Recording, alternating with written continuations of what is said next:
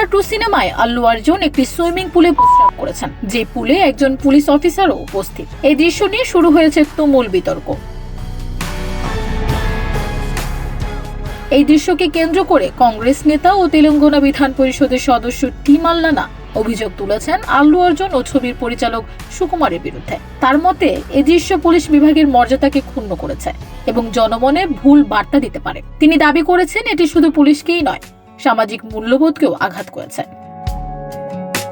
বিতর্কের মাঝেও পুষ্পা 2 বক্স অফিসে ইতিহাস তৈরি করেছে। ইতিমধ্যেই ছবিটি আয় করেছে 1500 কোটি টাকার বেশি, যা আল্লু অর্জুনের জনপ্রিয়তা এবং সিনেমার প্রতি দর্শকদের আগ্রহের প্রমাণ। তবে এই বিতর্কই প্রথম নয়। পুষ্পা 2 প্রিমিয়ারে আরেকটি মর্মান্তিক ঘটনা ঘটে।